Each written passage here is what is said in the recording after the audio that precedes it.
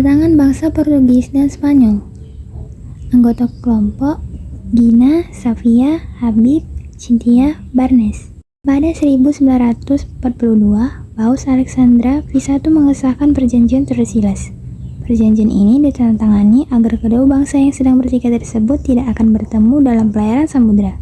Isi dari perjanjian ini adalah bangsa Spanyol harus melayar ke arah barat melalui Atlantik, sedangkan bangsa Portugis harus berlayar ke arah timur melalui benua Afrika. Beberapa penjelajah asal bangsa Portugis yang berhasil melakukan penjelajahan samudra antara lain Bartolomeu Dias, Vasco da Gama, Alfonso da Albuquerque, dan Luis Antonio da Brue. Bangsa Portugis merupakan bangsa Eropa pertama yang berhasil menguasai beberapa wilayah Nusantara. Pada 1509, Portugis berhasil sampai ke Malaka. Kemudian pada 1511, di bawah pimpinan Alfonso da Albuquerque, Portugis berhasil menaklukkan Malaka. Portugis berhasil melawan kerajaan-kerajaan yang ada di Nusantara karena Portugis memiliki persenjataan yang lebih lengkap dibanding dengan Nusantara.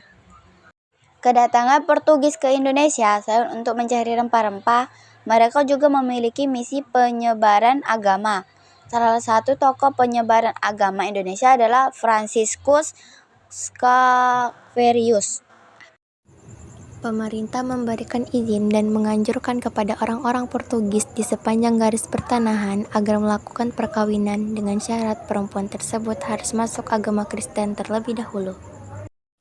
Pada tahun 1512, Portugis menyadari bahwa Malaka bukanlah pusat rempah-rempah, melainkan hanya sebuah daerah yang dijadikan bandar transit. Oleh karena itu, Portugis datang ke Maluku yang disinyalir menjadi daerah pusat rempah-rempah. Spanyol yang juga ingin menguasai perdagangan rempah-rempah mengirim ekspedisi yang dipimpin oleh Ferdinand Magellan pada tahun 1519. Pada tahun 1521, bangsa Spanyol yang berlayar dari Filipina tiba di Maluku dan bertemu kembali dengan bangsa Portugis. Pertemuan ini memunculkan pertikaian baru antara Portugis dan Spanyol dalam upaya memperebutkan Maluku. Upaya menyelesaikan pertikaian antara Portugis dan Spanyol dilakukan dengan mengadakan Perjanjian Saragossa pada tahun 1522. Berdasarkan Perjanjian Saragossa, Spanyol harus angkat kaki dari Maluku dan dominasi Portugis atas Maluku berhasil dipertahankan melalui Perjanjian Saragossa tersebut. Portugis kemudian melanjutkan ekspedisi ke Maluku yang terkenal dengan produksi cengkeh dan pala. Mereka membangun benteng pada abad ke-16, tepatnya pada tahun 1522. Benteng pertama dibangun oleh Benteng Ambon di Pulau Ambon dan mengendalikan perdagangan rempah-rempah di wilayah tersebut. Bangsa Portugis dan Spanyol ke Indonesia. Tujuan utama bangsa Portugis dan Spanyol melakukan penjelajahan ke samudera karena adanya keinginan memperoleh gold, yaitu kekayaan, glory, kekuasaan, dan terakhir gospel, penyebaran agama Nasrani. Ada beberapa dampak kedatangan Portugis dan Spanyol. Perubahan ekonomi, konflik dan perlawanan, pengaruh budaya. Kedatangan bangsa Portugis dan Spanyol ke Indonesia merupakan titik awal dari pengaruh Eropa di Nusantara. Meskipun pengaruh Spanyol terbatas, keduanya memainkan peran penting dalam sejarah Indonesia, baik dalam hal perdagangan, konflik, maupun pertukaran budaya. Perubahan ekonomi.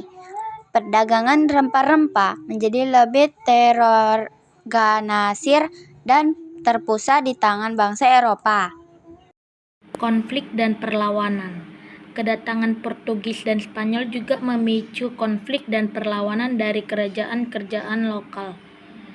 Beberapa kerajaan seperti Ternate melakukan perlawanan untuk mempertahankan kemerdekaan mereka. Pengaruh budaya. Kedatangan bangsa Eropa juga membawa pengaruh budaya ke Indonesia. Agama Kristen, bahasa Portugis dan Spanyol, dan beberapa aspek budaya lainnya mulai masuk ke Indonesia. Jadi, pelajaran yang dapat kita ambil dari kisah kedatangan bangsa Portugis dan Spanyol ke Indonesia adalah tentang pengaruh kolonialisme terhadap kehidupan masyarakat Indonesia. Sekian, terima kasih.